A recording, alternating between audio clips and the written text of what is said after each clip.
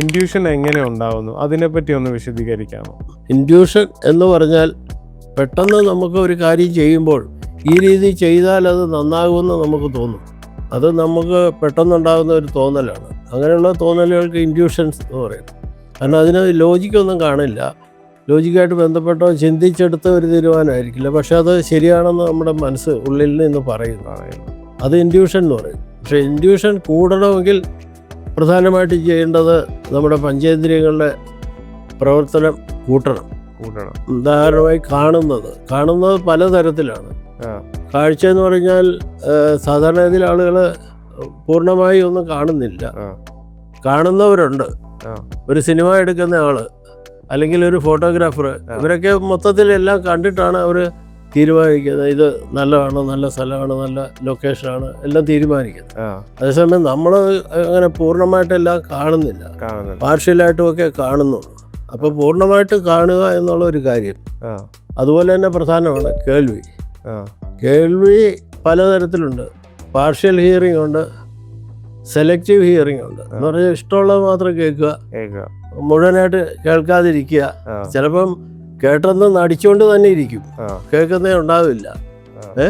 ഇങ്ങനെയൊക്കെയുള്ള രീതിയിലാണ് കേൾവി ഇരിക്കുന്നത്. പക്ഷേ ടോട്ടൽ ഹിയറിംഗ് എന്നൊരു ഭാഗമുണ്ട്. മുഴുവനായിട്ട് കേൾക്കുക, അതിൻ്റെ അർത്ഥം ഗ്രഹിക്കുന്ന രീതി മുഴുവനായിട്ട് കേൾക്കുമ്പോൾ അതിനൊരു വ്യത്യാസമുണ്ട്. കാരണം അത് പലയിടത്തും അത്യാവശ്യമല്ലേ. എവിടെയൊക്കെയാണെന്ന് അറിയാമോ? അറിയത്തില്ല. മിക്കവാറും കോടതികളിൽ രണ്ട് വക്കീലന്മാർ വാദിക്കുമ്പോൾ ജഡ്ജി പൂർണ്ണമായിട്ടും കേൾക്കണം. ഒരു ഡോക്ടറുടെ അടുത്ത് ചെന്നാൽ ഡോക്ടർ പൂർണ്ണമായിട്ടും കേൾക്കണ്ടേ രോഗിയെ? അങ്ങനെ ഒരു അഡ്വക്കേറ്റിൻ്റെ അടുത്ത് ചെന്നാലും ഒരു ചാർട്ടർ അക്കൗണ്ടിൻ്റെ അടുത്ത് എല്ലാവരും ഇത് മുഴുവനായിട്ട് ഗ്രഹിക്കണം. അപ്പം അത് ശ്രദ്ധിച്ച് കേൾക്കുക എന്നുള്ളൊരു ഭാഗമുണ്ട്. അപ്പോൾ ടോട്ടലായിട്ട് കേട്ടെങ്കിൽ മാത്രമേ നമ്മുടെ മനസ്സിലത് പതിയത്തുള്ളൂ, അല്ലെങ്കിൽ ബ്രെയിനിലത് പതിയത്തുള്ളൂ. പിന്നെ ഉള്ളത് സ്മെല്ലിംഗ് ആണ്. സ്മെല്ല് അതും എല്ലാം എടുക്കാനും, റോസാപ്പൂവിൻ്റെ സ്മെല്ല് അല്ലെ മുല്ലപ്പൂവിൻ്റെ സ്മെല്ല്, ഇതൊക്കെ എടുത്ത് നമുക്ക് മണത്ത് നമ്മുടെ അതിനുള്ള ശക്തിയും കൂട്ടിക്കൊണ്ടുവരാൻ പറ്റും. ടേസ്റ്റ് ചെയ്യുന്നത് നാക്ക് ഭക്ഷണം കഴിക്കുമ്പോൾ ഓരോ ഐറ്റം എടുത്ത് അതിൻ്റെ ടേസ്റ്റ് മനസ്സിലാക്കി അപ്പോൾ അതൊക്കെ കഴിക്കുന്ന രീതി. അത് കഴിഞ്ഞ് ഫീലിങ്സാണ്. അത് നമ്മുടെ കാറ്റ് ശരീരത്തിൽ തട്ടുന്നതും സ്കിന്നിൻ്റെ ടച്ച് ചെയ്ത് ഉള്ള സെൻസേഷൻ അറിയുന്നു. ഇതൊക്കെ വെച്ചിട്ട് നമ്മുടെ ഈ പഞ്ചേന്ദ്രിയങ്ങളെ പൂർണ്ണമായിട്ട് ഉപയോഗിക്കുമ്പോഴേ ഉള്ളൂ സിക്സ്ത് സെൻസ് എന്ന് പറയുന്ന വരത്തുള്ളൂ. കാരണം എന്താണെന്ന് വെച്ചാൽ ഈ കാലാവസ്ഥാ പ്രചരണത്തിൽ ഒത്തിരിയധികം പാരാമീറ്റേഴ്സ് എടുത്തിട്ട് ഇപ്പം മഴ പെയ്യും അല്ലെങ്കിൽ ഇന്ന സമയത്ത് കാലാവസ്ഥ മാറും എന്നൊക്കെ പറയണമെങ്കിൽ ഒത്തിരി കാര്യങ്ങൾ നോക്കണം. അപ്പം നമ്മുടെ ബ്രെയിനും ഇതെല്ലാം കൂടെ കമ്പ്യൂട്ട് ചെയ്യും.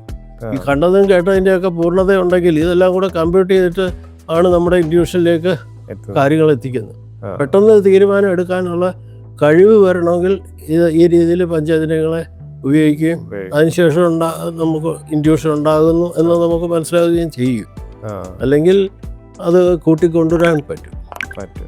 നമ്മളെ മാറ്റുന്ന കാര്യത്തിൽ ഇൻഡ്യൂഷൻ കൂടുന്നതിന് വേണ്ടിയിട്ട് നമ്മൾ താഴെ കൂടെ നടന്നു പോകുന്നതായിട്ട് അല്ല, നമ്മൾ റോഡിൽ കൂടെ നടന്നു പോകുന്നു, മുകളിൽ കൂടെ നമ്മൾ തന്നെ മുകളിൽ നിന്ന് നമ്മളെ വാച്ച് ചെയ്യുന്നതായിട്ടും വേറൊരാളായിട്ട് മാറി.